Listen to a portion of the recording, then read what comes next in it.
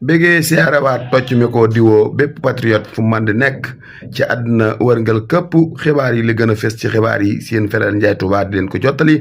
mu mel ne dañ naan coow jawali ca assemblée nationale ba nga xam ne Moustapha Diop mooy rub Louga lu mu guddi guddi tey jii bala ñoo naanum ndox di leen xareet mbalaanum kiiraay ma sànni jébbal nag ña nga xam ne ñoo ko war a saytu ca xaalis bu bëri bañ ko tudd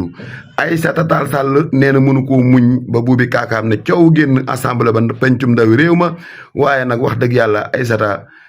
xol ba jeex na kon nag li gën a fës ci xibaar yi seen frère Ndiaye Touba bu ngeen taaxirloo ñu ne waat coow fa nga xam ne mooy Senelec ka nga xam ne nee nañ wàññi nañ seen i prix na ko Sénégal yëpp yëg ki daan dugal junni daal na nga xam ne boo ko dugalaatee da nga am ñaar fukki fan bu fekkee fukk nga daan am dina romb ñaar fukki fan la ca gën a wér daal ba gën a wér mooy dem leen ngeen saytu jiwaat seen facture yi njëkk ak yi mujj ngeen xam ne Senelec daal wax dëgg yàlla comp nañ bu baax a baax ci facture yi yoo xam ne sénégalais bu ne da nga ko yëgaat incha allahu rabbi beneen ba ca topp ARTP jël na jaasi jade ARTP jël na jaasi jade nee na daal fii ak fanweeri fan ak benn ci weeru mars bii ñu nekk képp koo xam ne jëloo sa carte d'identité waaxu ba ca fa nga xam ne fa la ñuy identifier piis yi nga identifier sa piis ba sa passeport jaasi ji daal dinañ ko tipp ci sa piis nga ñàkk boo bi la piis kenn dootu la ca jot leneen la gën a fesaat ca xibaar ya nga xam ne démb la woon yaay Fatima ba nga xam ne ma nga woon cybercriminalité te patriote yi ne duñ ko fa bàyyi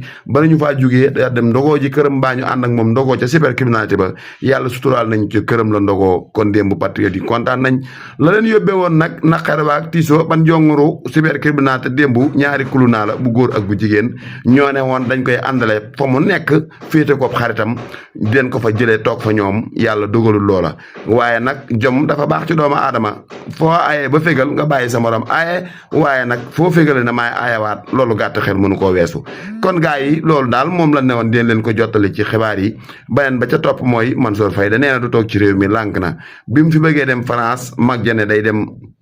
seeti yaayam moom mu ne dafay dem Màkka ñaari wax yooyu waaye ban juuyoo ñëwaat na jël wenn yoonu jub kocc ne day dem Côte d'Ivoire waaye gars yi daal nee nañ ko du ci dal moom daal nee na akuk dee balaa am jàmm daa génn réew mi xool leen frontière yi man foo te ngaa toog réew mi comme que yéen a ko yoroon fukki at ak ñaata defal ngeen ko war ngaa fee mën a toog nag wax dëgg yàlla te muñ ci jàpp ci yàlla ko aaye wal sa moomee kon gars yi looloo fi ruusante ci xibaar yi ñu neskiisee ñu eggalewaat leen li fi gën a rës ci xibaar insha allahu